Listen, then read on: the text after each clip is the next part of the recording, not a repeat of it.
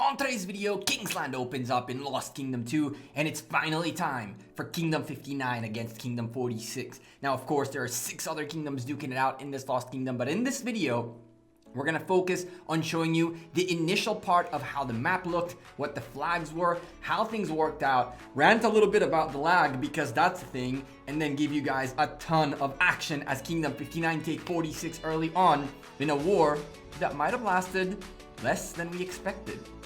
So sit back, drop a like on the video. Let's go.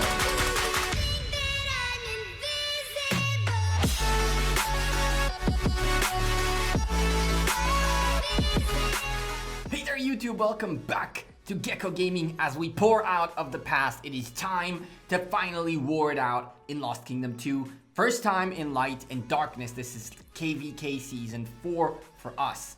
A few disclaimers before we start though. I am a sponsored content creator by Rise of Kingdoms. If you enjoy the content, drop a like on the video and of course, hit that subscribe button. Did you know 56% of you are not subscribed yet? What are you waiting for? Hit that button because we got tons of war coverage coming up as well as a lot of cool projects in the making. All Rise of Kingdoms daily content you don't want to miss out on. The second disclaimer is that I was at work in the beginning of all this. You can see that currently my Bella Sirius is somewhere, and that's about that. Then I switched to the camera account to record a few things. Then I came in finally for the action. First like half an hour of the war, I was a little bit busy with work, unfortunately. And then I managed to tell my manager, listen, we gotta war it out in Rise of Kingdoms. You gotta give me a break. And she did. It was kind of funny. I was sitting in the office mostly warring it out. The beginning of this fight really sucked. There is no way to put this lightly. The lag was impossible. The amounts of people who poured into this area was so big that it was impossible to even load the damn map. I'm trying to show you guys what's happening across the Lost Kingdom, kind of show you what's going on in this Kingsland right now, who's pushing where.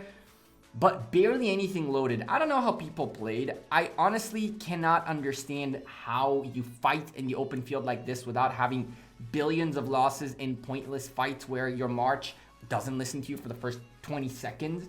It works for better or for worse if you know what you're doing flagging wise. And Kingdom 46 started with a very strong flag very close to us by DSE. But I believe they failed to capitalize on it as they had a very good opportunity to start on the right foot early on, but I'm not entirely sure whether they caught on to it or not.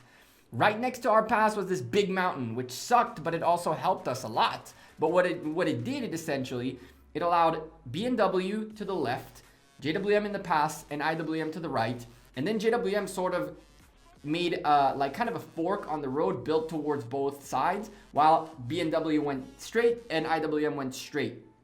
What that caused is, you'll see in the flagging in a moment, right in the next couple, or we'll have a footage with a little bit more of the flagging. It caused a situation where we could attack from actually 4 frontiers instead of out of 3. It was fairly interesting. This is the other folks in this Lost Kingdom. Mad shout out to the other 6 kingdoms. We're talking about 122, 173 and 256. 256 to our right next to us. I believe down below in yellow or orange, one of the two, the ones that were below, I forgot the color, don't get too mad at me, were 122 and then 173 were right next to them. And then on the other side was 130, 136 and 204. It was all hell breaks loose. All of this all over the place, all the map craziness. Now, in this video, we're going to focus more about the storyline, but there's going to be a few more coming up with tricks and tips on flagging, on small tips and tricks that you can abuse. Yes, abuse, because I believe it's an abuse of it, to get yourself in a much better shape. This is something, by the way, 204 did really, really well in here against 256. Look at all those resource loads. My goodness gracious. Anyway, the beginning was just this. It was tons of open field and flagging until folks kind of figured out where they're going and what they're doing. Everybody came out of the gate swinging, got their flags done, got their mountain hops. All that was good. And honestly, I don't really understand the point of not being able to drop a fortress inside the Kingsland area when you can hop the freaking mountain, right? So other than someone having to get through the pass early on to build the first flag in Kingsland, other than that, like, what changes, right? So the main alliance, or the one that's going to hold onto the pass, doesn't have the pass for 30, 40 seconds. People pour in, they put a flag across the mountain, and then the alliance that's supposed to have the pass takes it back, and bada bing, bada boom, as Chisco likes to says. You have 3, 4, 6 alliances in there. So it's really pointless. But anyway, enough of the setting up. It's time to go talk a little bit about the main fight that happened here. I mean, all of these were main fights for the record, but the one that we were involved in, the A teams, was 46 against 59. Now, previously, you guys watched as the folks in 46 took an altar in their favor 1 hour before it ended, and it was a huge moment of joy and victory as 46 managed to take an altar away from 59. You guys enjoyed it and definitely deserved it, but now came the real time. Now it's the time where either you win KVK or you lose KVK. If you take Kingsland, you have access to the ziggurat. From there, you have access to the enemy's zones 6s and then 5s, and then through level 9 passes, you go for the 4s. And so having Kingsland is very important. It's one of the most important pieces, if not the most important part of Lost Kingdom, right? And so here is where the action really started.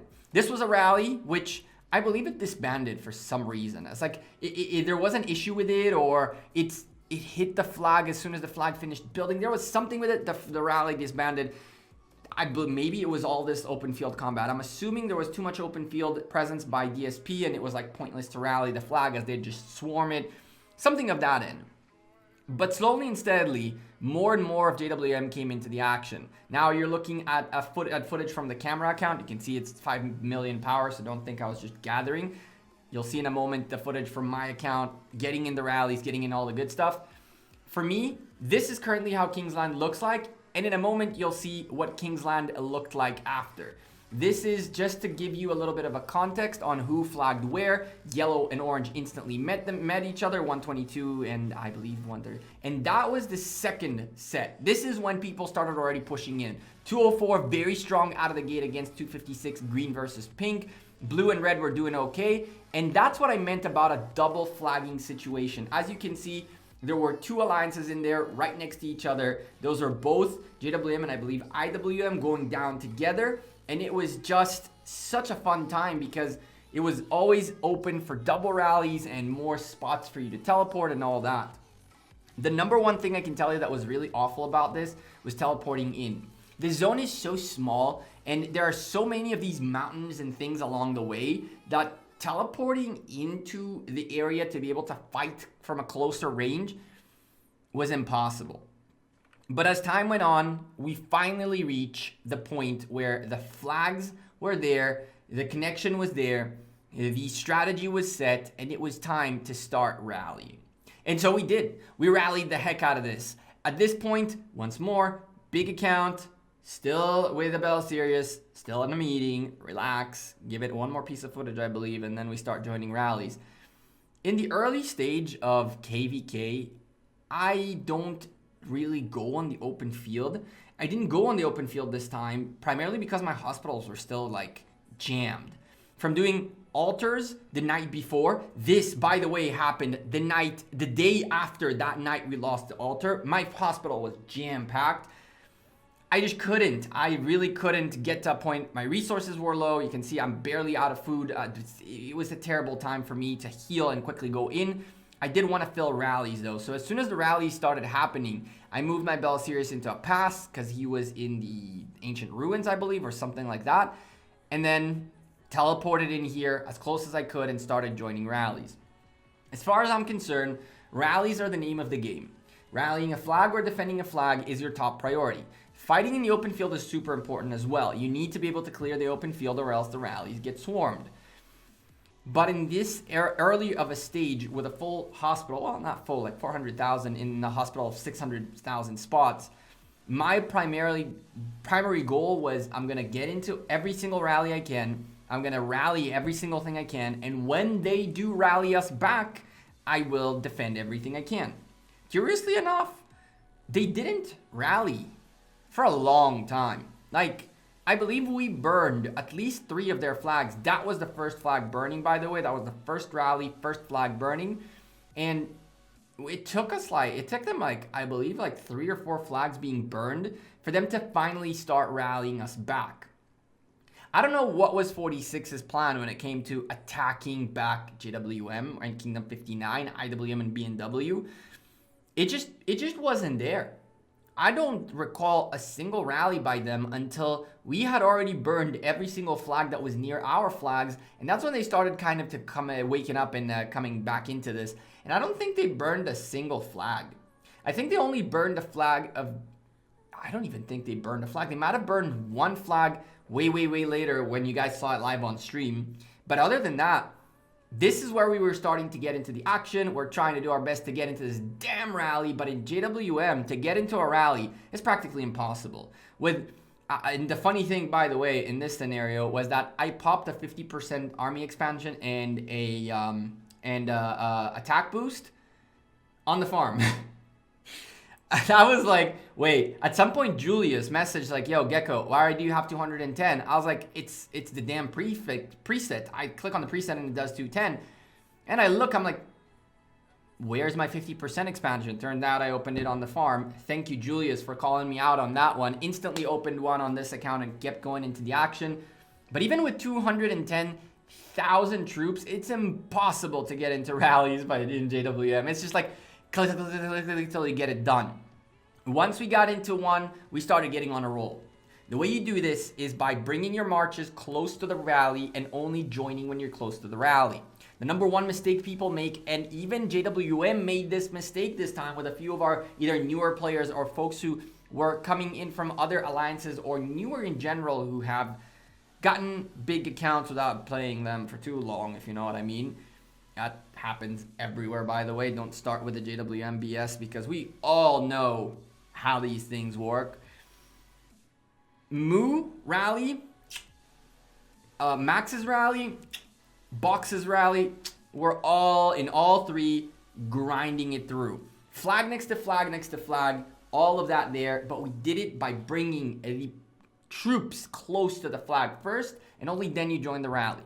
The reason you do that is because if you join the rally from very far away, what'll end up happening is that the capacity of that rally will be taken by you, even though you're marching towards that rally. And that's capacity someone right next to the rally cannot use. And so, as you can see, Archer rally, double Cav rallies, triple rallies, 2 Attila Takedas, 1 Ramses Artemisia rally. That's right. All 3 flags expected Attila Takeda. 2 of them got it. The third one got some archers, and that was very painful. To be honest, I didn't think that rally, that archer rally would have lasted, but we just kept refilling that thing like crazy. In one of the streams that I did, we looked at a few reports, and I mentioned to you guys when we saw a report where there was a, I believe it was what was it, Lancelot holding a building.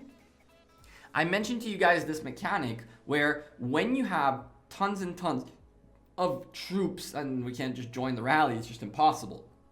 But when you have tons and tons of troops that are capable of being in a building, and they are in this building, and they've been defending for so long as that Charles Martel was defending against that Archer March, what ends up happening is that when there are too many folks, they start getting kicked one by one out of the building. And only after that happens, a bunch get kicked out and the burn happens. You're going to see that happen in this video momentarily. But that was an important piece of information I wanted to share with you guys because a lot of you folks hadn't seen that happen before and thought that the Lancelot holding a building was a thing. And it's absolutely not. What ends up happening is that the report is generated when the flag burns. Now, if the captain who is holding the flag all the way to that point gets wrecked and kicked out of the flag a few moments before it burns, the next one in the line there becomes the captain. And what ends up happening is that the last few marches are usually people who just sent in whatever commanders with his types of troops that you need. And so Lancelot ends up being the captain of a building. But that report, which you guys saw, had such a low amount of deaths and power loss in such a long and strong rally that if Lancelot was really defending that, it would have probably not been a thing. Just showing you guys a little bit of my kill count. I was like a 2.79, I believe, or 2.49. I don't remember what it was. And of course, the kill count at about 29.5 mil. Yeah, you guys can say what you want to say. All is good. We picked up some kills. We picked up a lot of deaths, and it was a lot of fun overall. As you can see, rallies out the wazoo. Attila Takeda up on the top. Attila Takeda right next to where Box is hitting with his Attila Takeda. We showed on stream the talent tree he was using to demolish these buildings. And of course, if you want to see that, you can go back into my Discord, link in the description down below, and ask for it there. You'll get it available in there for sure. Rallies all over the place. I didn't even know what to record, so I was like, let's go from here to here, from here to here. Keep an eye on Box a little bit. Keep an eye on Zing. I believe that's Zing hitting that. Keep an eye on Max a little bit. Just keep an eye on everybody. It was crazy. This is what JWM does. It divides into a whole area, tons of open field presence, destroys. There's another Attila Takeda rally marching. I don't know if you guys see it right there. I scrolled by it and went right behind me. Just continual rallies all over the place. And it was curious. I don't know what happened with 46. I'm not going to say, you know, they're a bad kingdom, because they're not. I'm not going to say they're not warriors, because they are. But I don't know what happened here. The rallies were all over the place. No counter rallies. Not enough open field presence. Not enough refilling of flags. That one flag did get a lot of refills, but these two were just burning. I honestly don't know what to tell you what happened. I don't think that they came in here thinking they're going to fight much. Now again, I don't know this, okay? I really don't. So don't go all like, he's talking crap about them and there's blah, blah, blah, blah, blah. I don't know what happened. But the bottom line is, these 3 flags burned super quick. These 3 flags got taken out fairly fast. It took a few rallies, but they did get taken out. And we have some footage of the counterattacks and the rallies of theirs coming out at us. But look at this. And still no offensive move by DSP, DSE, or DSW. Granted, DSW might have gone against IWM, where they were fighting, duking it out. And this is the report. Box's rally going crazy. 2.7 million power loss against the 7.2 million power loss on their side. Scoobs on the defense. That was Zetian and Richard got punished hard by Attila Takeda. Very, very hard. Rallies all over the place, showing you guys more and more rallies. We're trying to get into as many of them as we can. The flag burned down here. The flag's about to burn on this Cav March. The flag's about to burn on an Archer March. And flags just burned all over the place. Now, in the next video about this, because we're going to do a part 2, I believe. Because I couldn't put you guys here for 40 minutes and be like, hey, here's the whole war. But the war lasted probably 4-5 hours tops. And by that time, it was just flag burning and just push them back. You guys saw the stream that I did, which happened on the same day, just later that day.